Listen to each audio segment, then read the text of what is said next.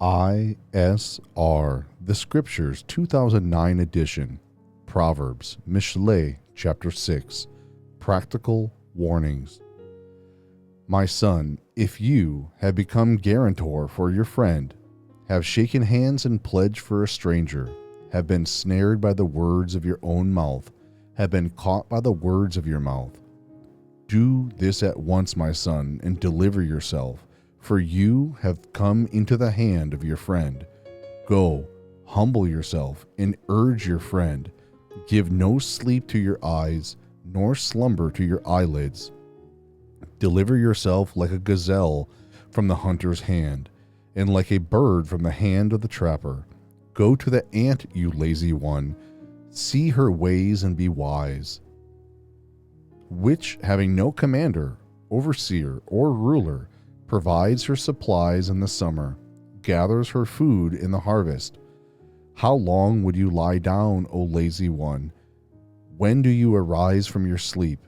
A little sleep, a little slumber, a little folding of the hands to lie down, and your poverty shall come like a prowler, and your need as an armed man. A man of Belial, a wicked man, walks with a perverse mouth, winks with his eyes, shuffles his feet, points with his fingers. Perverseness is in his heart, plotting evil at all times. He sends out strife. Therefore his calamity comes suddenly. Instantly he is broken, and there is no healing.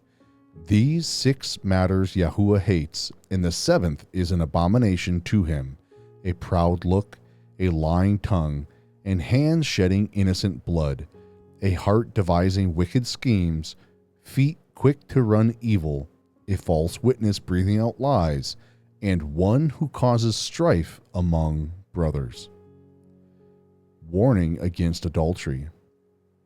My son, watch over your father's command, and do not forsake the Torah of your mother.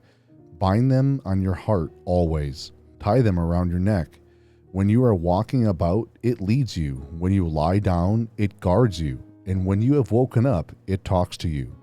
For the command is a lamp, and the Torah a light, and reproofs of discipline a way of life, to guard you against an evil woman, from the flattering tongue of a strange woman. Do not desire her prettiness in your heart, neither let her captivate you with her eyelids.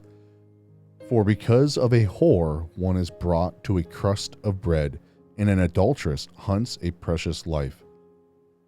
Would a man take fire to his bosom, and his garments not be burned? Would a man walk on hot coals, and his feet not be scorched?